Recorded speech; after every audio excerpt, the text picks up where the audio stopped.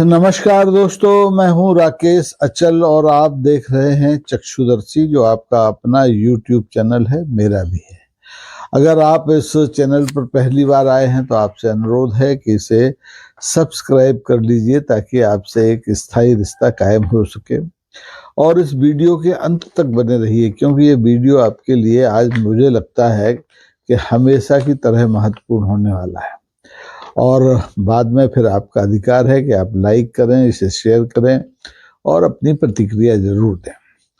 तो आज दरअसल दोस्तों, आज का मुद्दा ये है कि पंडित जवाहरलाल नेहरू का विरोध आज की राजनीति के लिए जरूरी है या बेहद मजबूरी है। आपको याद है कि संसद में अभी वंदे मातरम पर 10 घंटे की बहस चल रही है। कल लोकसभा में बहस हुई थी, आज राज्यसभा में बहस हुई।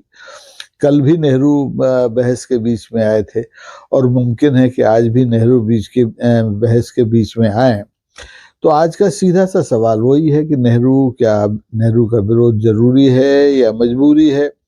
क्योंकि ये जो रोज रोज नेहरू नेहरू का जाप होता है, इससे कभी कभी लगता है कि जैसे ये जो हिंदुस्तान है आज भी नेहरू ही चला रहे हैं। भारतीय जनता पार्टी की सरकार नहीं चला रही है बैसाखियों वाली, नेहरू ही इस देश को चला रहे हैं। इसलिए बार बार जो कुछ भी होता है उसके लिए नेहरू को जिम्मेदार ठहरा दिया जाता है। कहते हैं कि हर कहानी में एक खलनायक की जरूरत होती है और अगर खलनायक न हो तो कहानी चलती नहीं है। मुझे लगता है कि भाजपा की भी शायद यही मानती है और इसीलिए उसने अब नेहरू को खलनायक बना लिया है। पहले भाजपा हर काम के लिए पाकिस्तान का इस्तेमाल करती थी, पाकिस्तान का नाम लेती थी, लेकिन आजकल पाकिस्तान भूल गई है। आजकल वो सिर्फ पंडित जवाहरलाल नेहरू का नाम लेकर के अपना काम चलाना चाहती है। महंगाई हो, नेहरू की गलती; बेरोजगारी हो, नेहरू की गलती; ट्रैफिक जाम हो जाए तो नेहरू की गलती; नेहरू ने सड़कें चौड़ी क्यों नहीं बनवाई। यानी कि आज कोई भी मुद्दा हो, नाम आएगा तो केवल और केवल पंडित जवाहरलाल नेहरू का। ऐसा लगता है जैसे नेहरू ना हुए देश में दूसरे कोई प्रधानमंत्री हुए नहीं, दूसरा देश में कोई काम ऐसा हुआ नहीं जो नेहरू के अलावा किसी दूसरे ने किया हो। सब जानते हैं कि राजनीति की जो मशीनरी होती है उसका पेट भावनाओं से भरता है। आप जब तक जनता को भावुक न बना दें तब तक आपकी राजनीति का इंजन स्टार्ट नहीं हो सकता। और इस मामले में आज की जो सरकार है, आज की सरकार के जो नेता हैं, वो सिद्धहस्त हैं। जैसे ही नेहरू का नाम दिया जाता है, राजनीति का इंजन स्टार्ट हो जाता है। एक तरफ नेहरू के नाम को लेकर तिलमिलाहट होती है तो दूसरी तरफ जो विपक्ष होता है वो नेहरू के प्रति श्रद्धा से भरा दिखाई देता है। स्क्रीन पर टीआरपी की लहरें धड़ाधड़ दौड़ने लगती है नेहरू का नाम आते ही। सत्तारूढ़ जो दल है उसके लिए नेहरू परमानेंट पंचिंग बैग है, मुक्के मारते रहिए। अगर सत्तारूढ़ दल के लिए पंडित जवाहरलाल नेहरू पंचिंग बैग हैं तो फिर विपक्ष के लिए वो एक देव प्रतिमा है। वो श्रद्धा से भरा हुआ विपक्ष उनके प्रति होता है। आज नेहरू नहीं है, नेहरू प्रधानमंत्री नहीं है, लेकिन संसद के बाहर कोई बहस हो या संसद के भीतर कोई बहस हो, नेहरू का नाम जरूर आता है। चाहे वो वंदे मातरम का मुद्दा हो, चाहे देश विभाजन का मुद्दा हो, चाहे संविधान का मुद्दा हो, नेहरू के बिना सरकार का काम नहीं चलता और चल भी नहीं सकता, क्योंकि नेहरू हैं ही ऐसे। दरअसल नेहरू एक ढाल है, असली मुद्दों से बचने की ढाल है और उन तमाम ज्वलंत सवालों का जवाब देने से बचने की ढाल है जो कि जनता पूछती है। महंगाई पर बोलो तो मैंने कहा नेहरू आएंगे, ध्रुवीकरण पर बोलो तो नेहरू आएंगे, तुष्टीकरण पर बोलो तो नेहरू आएंगे, विदेश नीति पर आएंगे बोलो तो कहा जाएगा नेहरू जिम्मेदार है। यहाँ जो भी गड़बड़ियां इस देश में आपको दिखाई देती हैं उन सब के लिए पंडित जवाहरलाल नेहरू ही जिम्मेदार हैं।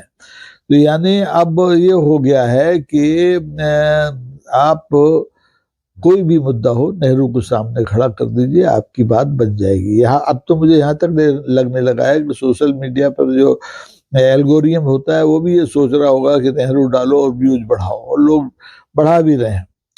अब इसलिए इस देश में नेहरू के बिना कुछ चलता नहीं है, क्योंकि जनता को वास्तविक मुद्दों से हटाने के लिए, भटकाने के लिए नेहरू और जब सामने आते हैं तो जनता सब भूल जाती है। नेहरू इसलिए भी याद किए जाते हैं कि उनसे, जैसे मैंने कहा कि हर मर्ज की दवा नेहरू है। नेहरू को आज की सरकार, आज के सत्तारूढ़ दल के लोग इसलिए याद नहीं करते कि नेहरू से कुछ सीख लें। उनके 17 साल के जो कार्यकाल में भारत की जो अधूर संरचना बनी, उससे कुछ सीख लें। नहीं नहीं, नेहरू सिर्फ इसलिए याद किए जाते हैं क्योंकि वो आज के जितने भी सवाल हैं उन सबसे सरकार को बचा लेते हैं। नेहरू आ गए तो बच गए आप। तो मित्रों, नेहरू का विरोध करना मेरे ख्याल से बिल्कुल जरूरी नहीं है, लेकिन ये मजबूरी जरूर बन गया है आज की राजनीतिक के लिए। आज की राजनीति में सफलता का फार्मूला है नेहरू का विरोध। इसलिए हर चीज में नेहरू को डालो और अपना काम निकालो।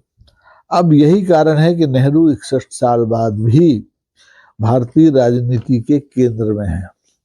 आप किसी मंच पर अगर सत्तारूढ़ दल का भाषण सुनेंगे किसी नेता का, तो नेहरू आएंगे। संसद के बीच में कोई बहस होगी, चाहे उच्च सदन में हो चाहे लोकसभा में हो, तो नेहरू आएंगे। ऐसे में मुझे कभी कभी लगता है कि कांग्रेस की जो सांसद हैं प्रियंका गांधी, उन्होंने एक सही मशवरा दिया है सरकार को कि भाई आपको नेहरू से जितनी शिकायतें हैं उनकी एक लंबी फहरिस्त बना लो, और संसद में उसमें 10 घंटे नहीं, आप 10 दिन 10 महीने बहस करा लो, ताकि एक बारगी आपका जो शिकायतें हैं उनका पुलंदा समाप्त हो, और आप नेहरू को छोड़ करके देश के जो असली मुद्दे हैं, महंगाई का है, बेरोजगारी का है, गरीबी का है, असमानता का है, उत्पीड़न का है, इन पर बहस कर सकते। लेकिन सरकार है कि मानती नहीं। सरकार तो कहती नहीं, हम तो किस्तों में लड़ेंगे। अब देखिए, नेहरू की जो प्रतिमा है लोगों के मन में, भारत में ही नहीं, भारत के बाहर भी, रूस अभी पुतिन साहब आए थे, उनको भी नेहरू याद रहे होंगे। तो इस प्रतिमा को खंडित करना बहुत आसान नहीं है। देखिए, नाथूराम गॉडसे ने नेहरू से पहले महात्मा गांधी को मार तो दिया, लेकिन पंडित जवाहरलाल नेहरू को मारने के लिए कोई गॉडसे सामने नहीं आ पाया। जबकि नेहरू से नफरत करने वाले तब भी बहुत थे, आज भी बहुत हैं। नेहरू का विरोध करने वाले तब भी बहुत थे, आज भी बहुत हैं। तब यानी आज़ादी के पहले और आज़ादी के बाद नेहरू का विरोध करने वाले तो उनके मुंह पर विरोध करते थे, लेकिन पीठ पीछे उनकी तारीफ करते थे। यहाँ तक कि ये जो आज की सरकार के पुरखे हैं, पंडित अटल बिहारी वाजपेयी, वो भी नेहरू के मुरीद हुआ करते थे, अत्यंत मुरीद थे। उन्होंने तमाम भाषणों में नेहरू की तारीफ की, उन्होंने कभी नेहरू की निंदा नहीं की। और अगर नेहरू की निंदा जरूरी तब होती तो वो भी करते, क्योंकि वो आज के जो नेता हैं, आज के जो क्या कहें भाग्य विधाता है, उनसे ज्यादा पढ़े लिखे, उनसे ज्यादा अनुभवी संसदीय ज्ञान के नेता थे वाजपेयी जी, तो वो जरूर नेहरू को छोड़ते नहीं। लेकिन नहीं, उन्होंने ऐसा कभी नहीं किया। उन्होंने नेहरू को कभी ढाल नहीं बनाया, सवालों से बचने के लिए कभी नेहरू का सहारा नाम का नहीं दिया।